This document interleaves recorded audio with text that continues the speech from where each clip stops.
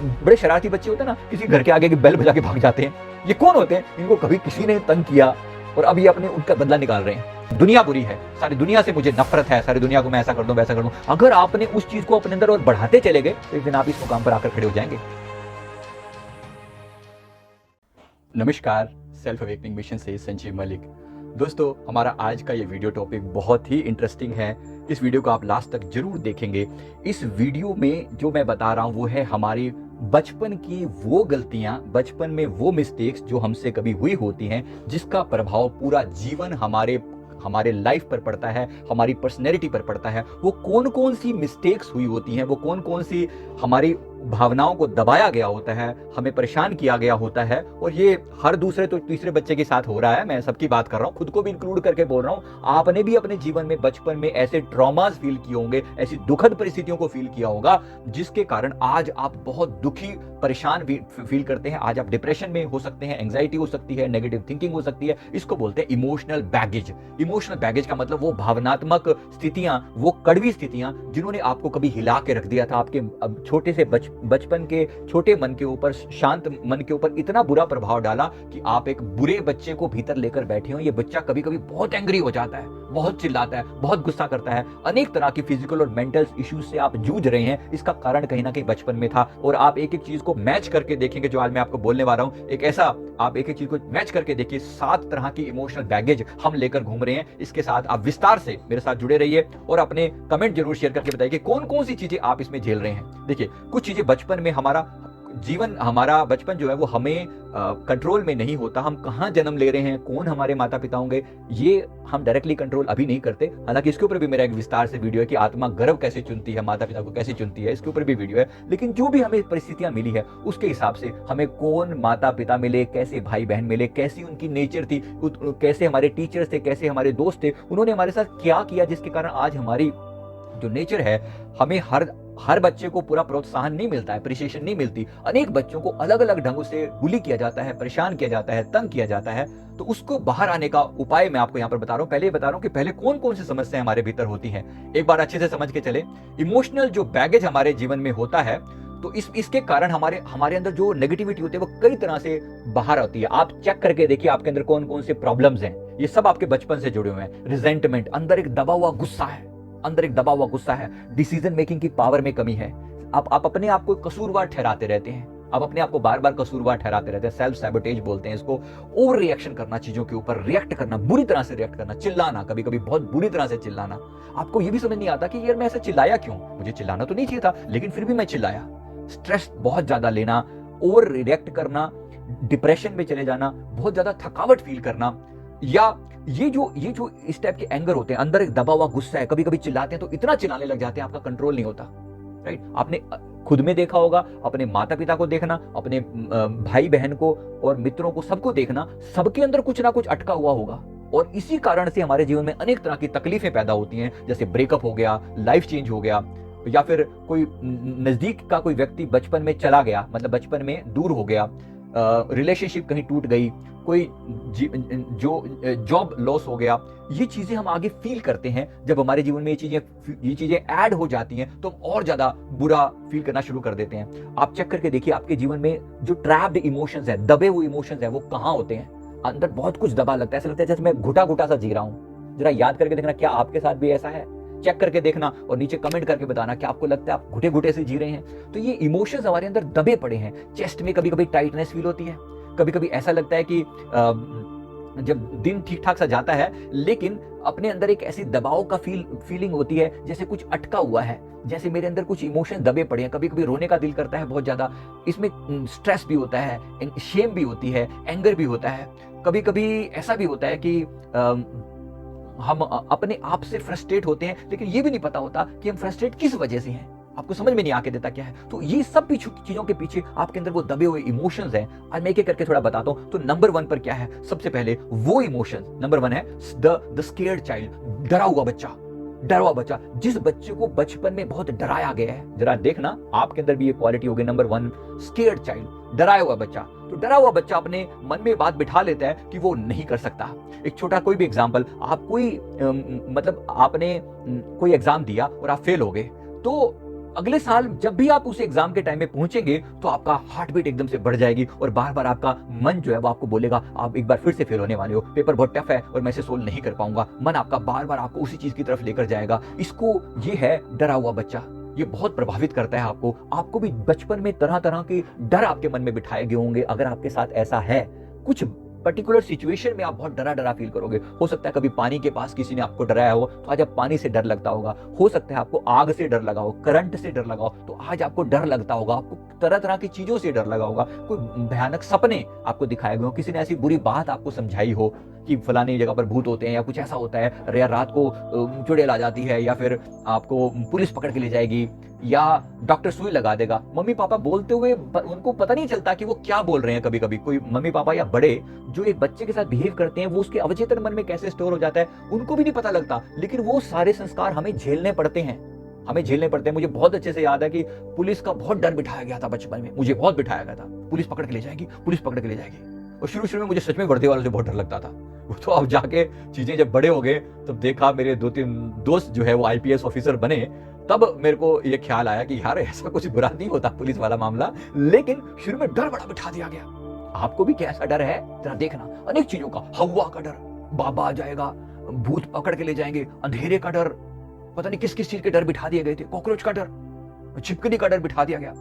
अब उसके बाद जब समझ आई तो हमने इन चीजों से ओवरकम कर लिया। मैं तो NLP की सारी टेक्निक जानता हूं। आप फोबिया क्योर टेक्निक पकड़ना, Sanjeev Malik NLP phobia cure नाम से ढूंढना। अगर आपको भी ऐसा डर हो तो उससे आप ओवरकम करने का तरीका बताया हुआ है मैंने, ठीक है। इसको बोलते हैं फास्ट फोबिया क्योर। नोट कर लेना, ढूंढ लेना, नीचे वीडियो भी लिंक में डाल दूंगा, नहीं हुआ तो इस कीवर्ड पे ढूंढ लेना, मिल जाएगा। राइट। नंबर 2, वो बच्चे जिनको ये बोला जाता है तुमसे नहीं हो पाएगा, अरे तेरे बस का नहीं है, अरे तेरे बस का नहीं है। हमारे आसपास अलग अलग तरह के लोग रहते हैं, अलग अलग तरह से वो हमें प्रभावित करते हैं। हम अपने अपने हमारी क्षमताओं को अपने मापदंड से मापते हैं। कोई ऐसी बात में आप किसी स्कूल की खेल प्रतियोगिता में भाग लेना चाहते थे, लेकिन बड़े लोग ये कहकर मना करते थे, अरे तेरे बस का नहीं है भाई, तू रहने दे भाई, अरे तू रहने दे, तेरे बस का नहीं है।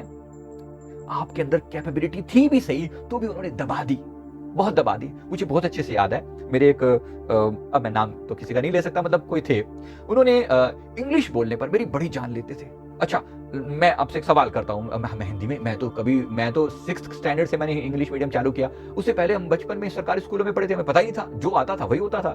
पूछा व्हाट इज योर नेम, हमें तो सच बताएं तो नाम ही नहीं पता, मतलब इस बात का जवाब पता ही नहीं होता था। जब मैं 3rd-4th स्टैंडर्ड में पढ़ता था, मुझे याद है वो व्यक्ति इस बात का मुझे बहुत लताड़ता था, हे, देख लो इसको, ये भी नहीं पता व्हाट इज योर नेम का क्या जवाब होता है। सच में नहीं पता होता था, बड़ा डाउन फील करते थे उस समय में, बड़ा डाउन फील करते थे। और वो ऐसे ही कोई ना कोई इंग्लिश का एक आधा सवाल करके ना हमारी बड़ी जान लेते थे, वो बड़ी जान लेते थे। मुझे बहुत अच्छे से याद आता है, उनका चेहरा भी याद आता है। लेकिन इसका मैंने समय पर जवाब दिया। जब मैं 10th स्टैंडर्ड में पहुंचा तो फिर मैंने जवाब दिया। और मैंने 10th स्टैंडर्ड का मेरा जब मैंने उस स्कूल को छोड़ा, गवर्नमेंट स्कूल ही था, लेकिन उसको छोड़ते हुए लास्ट मैंने इंग्लिश में जो स्पीच दिया वो वहां के इतिहास में लिखा जा चुका है। मैं बता दूं, उस स्कूल के इतिहास में लिखा जा चुका है, किसी बंदे ने यहाँ पर इंग्लिश में स्पीच दिया था जाने से पहले। मैं टॉपर था वहां का। मैं सिर्फ इतना बताना चाहता हूँ कि लोगों ने बहुत सप्रेस किया। आपको भी अनेक बातों के लिए बोला गया होगा, अरे तेरे बस का नहीं है, अरे तुझसे नहीं हो पाएगा, अरे तेरे बस का नहीं, क्या कर रहा है ये, क्या कर रहा है, डोंट डू इट। किसने ये शब्द सुने, जरा नीचे कमेंट करके बताना।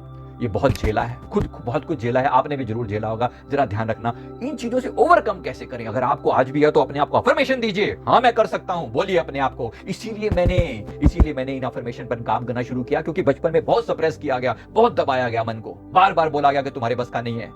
राइट। शरीर में कुछ कमजोरी थी, मैं बहुत दुबला पतला, बहुत ज्यादा दुबला पतला होता था। अरे हवा से उड़ जाएगा, अरे हवा से उड़ जाएगा, पकड़ लो इसको, पकड़ लो, उड़ जाएगा, ऐसे करके बोलते थे लोग बोलने वाले। भाई था तो पतले, जो थे वो थे, अब क्या करें बताओ, क्या करें। वो शरीर तो मेरे बस में नहीं था ना, लेकिन सप्रेस किया गया, परेशान किया गया। और उस चीजों ने आपको भी, लोगों ने बहुत अलग अलग ढंग से परेशान किया होगा। पता नहीं किस किस बात के लिए परेशान किया होगा, जरा नीचे कमेंट करके बताना। क्योंकि जब आप इसको बोलोगे ना, आपके बोलने से ही वो नेगेटिविटी कुछ बहुत हद तक बाहर आ जाएगी। नंबर 3, लॉन्ग गोन बुली। लॉन्ग गोन बुली का मतलब है कि ऐसी बुली जब आपको रैगिंग की गई।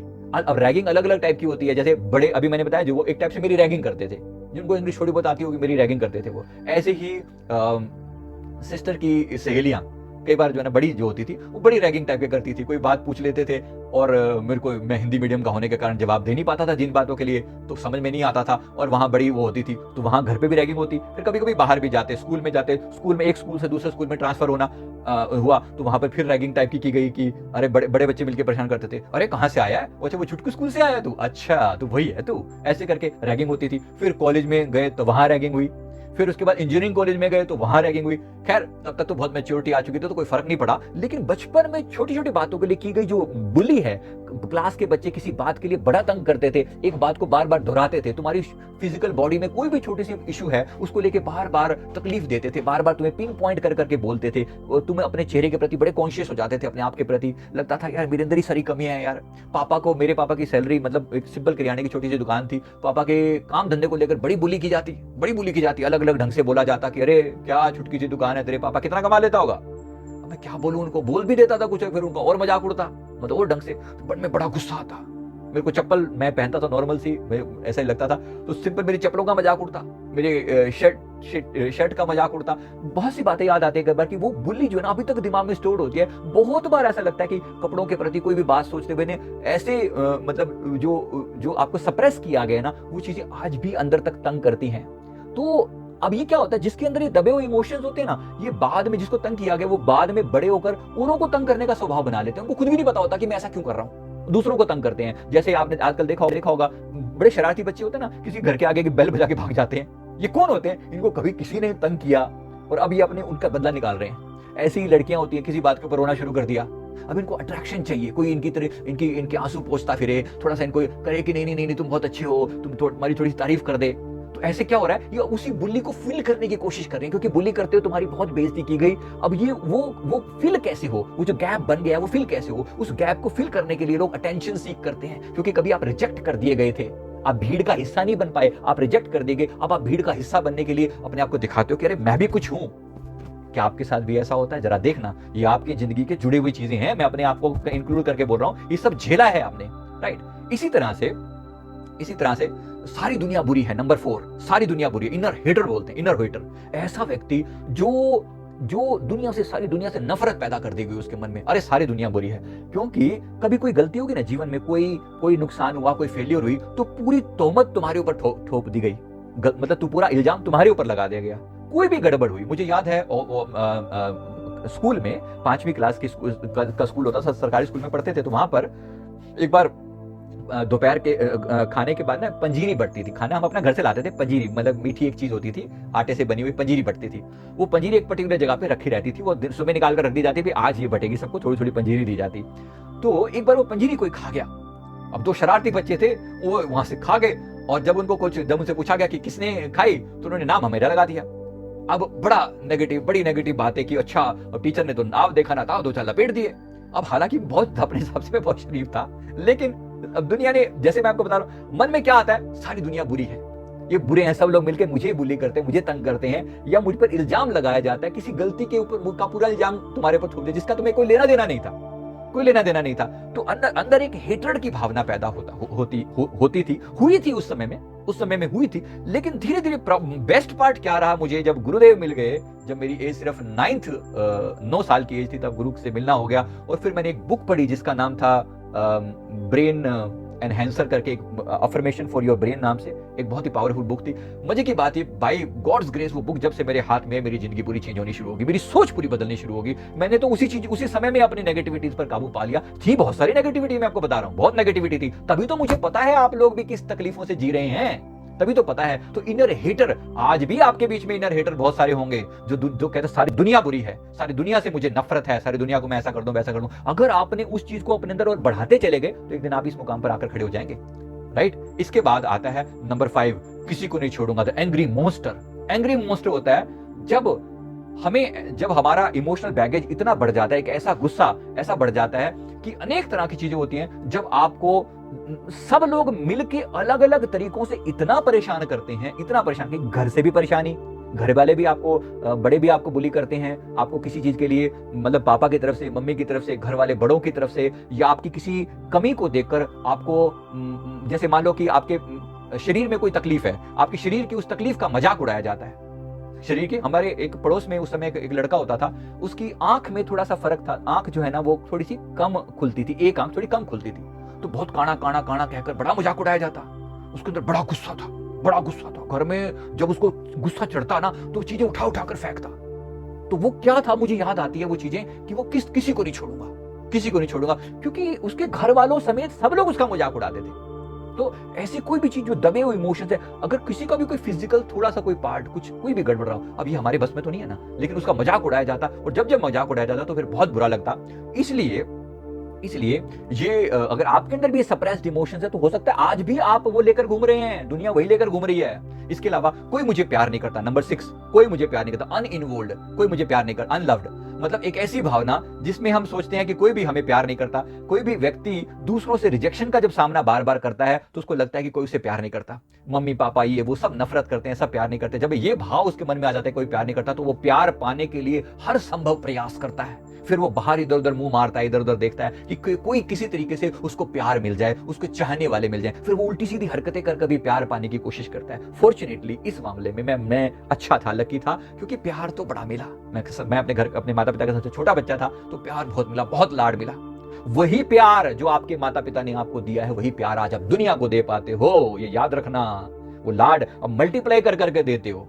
अब हमने तो सीख ली वो वाली बात, लाइफ कोच थे, परमात्मा ने शुरू से ऐसी दिशा निर्देश दिए। उस किताब का मैं धन्यवाद करता हूँ, उस ऑथर का मैं धन्यवाद करता हूँ आज भी, जिन्होंने वो डायरेक्शन दी जीवन को, और गुरुदेव का सदा सदा सर्वदा शुक्राना, जिन्होंने जीवन में हमेशा ही हाथ थाम के रखा, तो कभी चीजें एक लेवल से ज्यादा बिगड़ नहीं पाई, राइट। लेकिन आम लोगों की क्या हालत हो सकती है, जरा आप भी अपने अंदर चेक करके देखिए कि वो एंग्री मोस्टर आपके अंदर भी तो नहीं है, राइट। और उससे छुटकारा पाने का उपाय कीजिए। सबसे पहले इसको जान लीजिए, जानने में ही आपका छुटकारा है। और नंबर 7, मेरी तो किस्मत ही खराब है, अनलकी वन। अपनी हार का जिम्मेवार हमेशा दूसरों पर थोपना, सदा सर्वदा थोपना, आपकी फेलियर के लिए दूसरों को वजह बनाना, ऐसा बार बार होता रहा। जब आपके साथ ऐसा होता तो याद रख के देखिए, आप भी एक ऐसे बुरे इंसान की तरह हो जाते हैं। अगर ऐसा आपके साथ भी हुआ है तो जरूर कमेंट करके बताइए कि आपके साथ ऐसा है। अब ऐसे किया कैसे जाए, इस बात को याद। अब इसको डील करने के बहुत सारे तरीके होते हैं। सबसे पहले याद रखिए, खुद से इनको समझिए, इन इमोशंस को जरूर समझिए। नंबर 2, तो अगर आपके अंदर ये फीलिंग आ रही है, इसके पीछे क्या कारण रहा होगा, उस चीज को आप डिलीट कर सकते हैं अपने मन से। इसको बोलते हैं एज रिग्रेशन।